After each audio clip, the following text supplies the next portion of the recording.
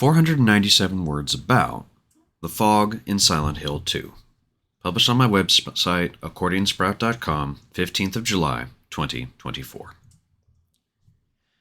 You'd think, after watching double-digit numbered playthroughs of Silent Hill 2, and even watching a friend play it on his original PlayStation 2, I wouldn't have been surprised by the fog.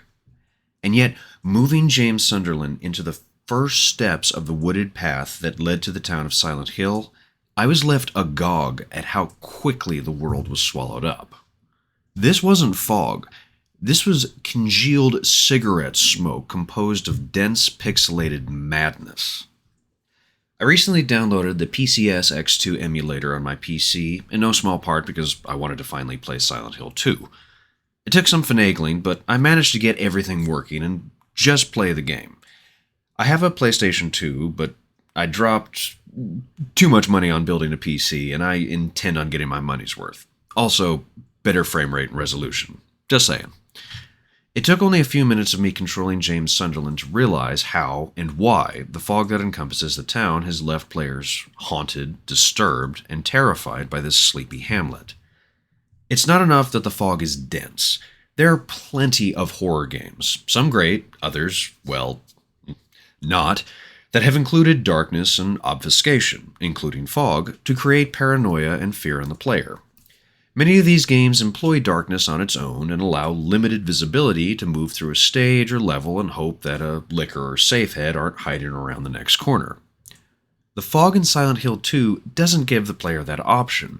Rather, it consumes the environment, so that James only has, at most, a few feet of visible world in his immediate radius to determine where he's actually going.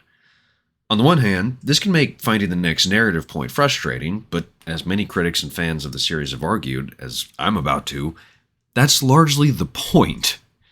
James Sunderland has arrived at Silent Hill because he's destroyed emotionally following the death of his wife Mary, who's invited him to the town 3 years after her death.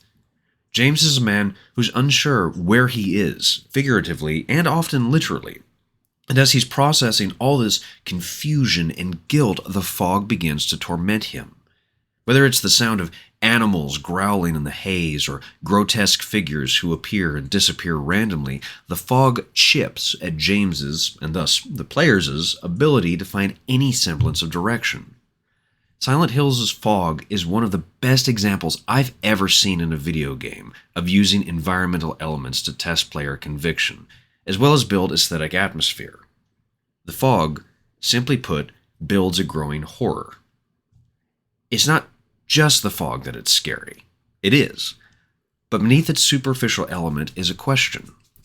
The horror becomes losing myself in this haze, and eventually I have to ask whether or not I'm still in any control of where I'm going, or why I'm going the direction that I am. Joshua Jammer Smith, July 15th, 2024. Howdy, I'm Jammer. So, first off, as always, thank you so much for listening. I tremendously appreciate it. You gave me your time, and that means the world to me, especially given the fact that YouTube is kind of a hot mess these days. I opened the app with the intention of watching one video, and then suddenly it's an hour later, and I've watched somewhere around like 30 shorts of a TV show that I watched 20 years ago, and I'm like, how the hell did I get here? The fact that you were able to navigate it, get to me, and listen to this whole thing, you are just awesome. Whoever you are, wherever you are, seriously. Thank you so much. I really appreciate it. Now the boring stuff. As always, please like, share, subscribe, all that jazz. It helps me because it lets me see people are watching the videos. It helps me get closer to the algorithm, whatever that is. Honestly, it just makes me feel good. And honestly, isn't that in and of itself worth it? I don't know. You make that decision for yourself. And then please, please, please, if you like this channel, if you like my visual art, if you like my writing, I have a Patreon. It's patreon.com/jammerdraws. It's $1 a month. I have one tier, and it's $1 a month because, I don't know, when it comes to Patreon, I am not capable of doing like the, if you do $5, I'll send you a sticker every month, or if you do the $10, I'll give you background details. I can't do that. I've already got enough stuff going on, and my brain is constantly moving a mile a minute, so I treat it kind of like a street musician. If you like the music, throw in a buck. If you don't, just keep on passing. No harm, no foul. You do you. Okay, now that all the boring stuff is out of the way, let's talk about the fog in Silent Hill 2. So, I have, as of this writing, somewhere around like 4 essays, I think, written about the original Silent Hill 2 for PlayStation 2. And I haven't written anything about the new Silent Hill 2 remake because, 1, I haven't played it. And then also, 2, well, I haven't played it, so there's nothing I can write about it. But like I note here, I have been playing through the original Silent Hill 2. And it's important to note, when it comes to video games and media, Silent Hill 2 is kind of everything to me. No, not, let's get rid of that qualification. It is everything to me. There is no work of media that has had such a profound emotional, intellectual, psychological, and aesthetic impact on my very being. And I cannot fathom how to explain that. Ever since my friend Michael played the game for me a couple of years ago, this was pre-COVID, so I want to say it was somewhere around like 2018, he invited me over because he called it, quote, the Citizen Kane of video games, which I don't agree with that sentiment, but in no short amount of time, I became obsessed with this game because he played it, which was fun in and of itself, but then the narrative structure, the aesthetic structure, everything just worked. And then when COVID happened, I wound up watching playthroughs of this game multiple times. Like, I think I've watched a playthrough of Silent Hill 2 somewhere around like 12 times at this point. I'm just obsessed with this game.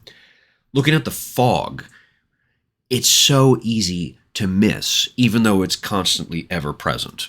And that isn't clever wordplay on my part, because as my readers will know, I'm never clever. So there's that. The fog is really fascinating because it's one thing to watch playthroughs of this game and be like, oh, wow, that fog is really dense. When you control James Sunderland, when you control him just walking along a path or walking through the town, that fog becomes this wall. And it's frightening. Like, obviously, it's not going to be like scream scares, but it will, over time, create this gorgeous tension because moving James just a few feet, the town is empty of people. Like, there's seemingly nobody in this town.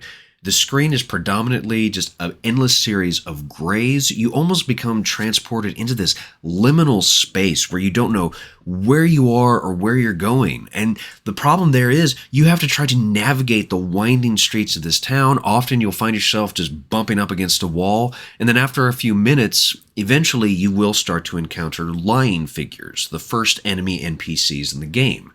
And these creatures just appear. You will hear the little chok, chok, chok, chok of their weird, awkward walks, and then all of a sudden, what was at first just one little accumulation of pixels in the fog will suddenly become the outline of a figure, and then suddenly become a lying figure who's like all of 3 steps away from you. That in and of itself can be terrifying. But it's also just the way that the fog is constantly moving about. At some point, you begin to question whether or not these figures were actually there the entire time. And all of that tension just builds. And then if we consider it from a rhetorical perspective, this stuff is just banging, dude. Okay, so this is incredibly well designed. Because again, James Sunderland is a man who is already questioning the foundation of his reality. His wife is supposed to be dead, and yet she's written him a letter that says, I'm here in Silent Hill. But she's been dead for 3 years. How could she possibly be alive? What is real? What am I? What am I doing here in the first place? And so the game becomes testing James's emotional and intellectual conviction as well as your own. Because there are plenty of instances where it's easy to get lost in Silent Hill and not know where you're supposed to be going.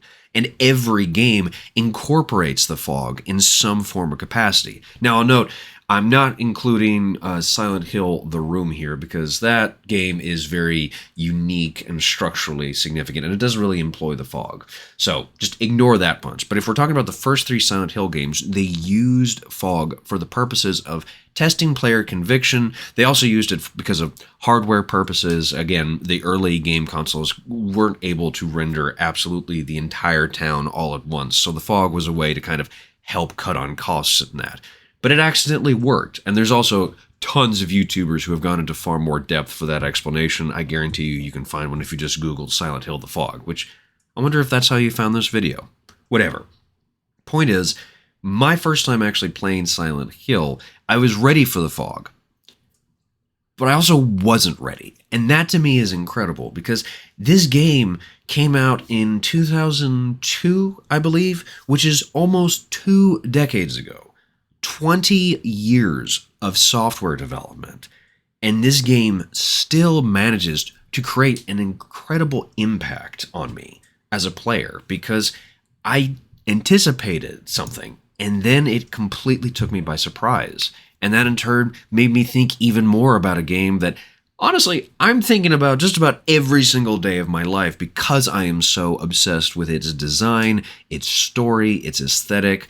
It's influenced my visual art, it's influenced my writing, it's just influenced my appreciation of the horror genre itself. Silent Hill just owns, and at the core of it is this crazy, frightening fog. All right, I think I'll go ahead and end it there, because what else do I say? Except, whoever you are, wherever you are, thank you so much for listening. I tremendously appreciate it. Go play some video games.